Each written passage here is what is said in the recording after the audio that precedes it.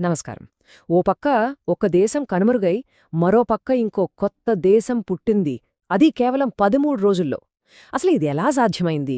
1971 నాటి భారత-పాకిస్తాన్ యుద్ధం వెనుకున్న ఆ కీలకమైన సంఘటనలేంటో మన సోర్స్ మెటీరియల్ ఏం చెప్తుందో ఇప్పుడు చూద్దాం.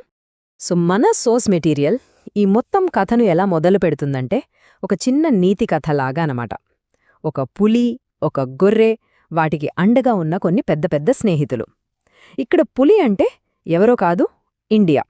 మరి గొర్రె, పాకిస్తాన్. చూసారా, ఈ చిన్న పోలికతోనే ఈ మొత్తం యుద్ధ కథకొక రకమైన పునాడి పడింది. ఇక్కడొక మాట చూడండి. ఇద్దరు కొట్టుకుంటే అది యుద్ధం.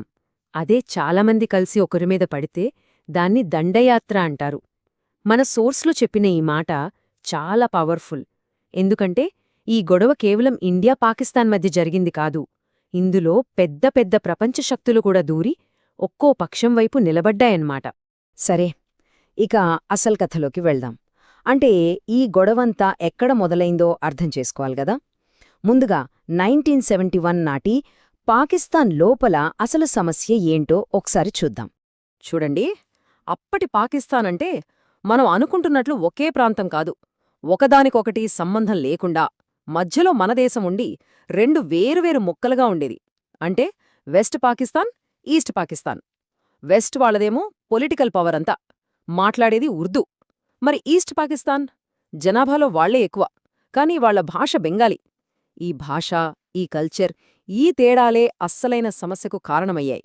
రాబోయే పెద్ద తుఫానుకు ఇదే నిప్పు పెట్టిందనమాట. మరి టెన్షన్స్ అన్నీ ఒక్కసారిగా బద్దలయ్యాయి. ఎప్పుడంటే ఒక ఎలక్షన్ తర్వాత. ఆ తర్వాత జరిగిన సైనిక చర్య చాలా దారుణంగా ఉంది. అదేంటంటే 1970లో పాకిస్తాన్ చరిత్రలోనే మొదటిసారిగా జనరల్ ఎలక్షన్స్ జరిగాయి. రిజల్ట్స్ వచ్చాయి.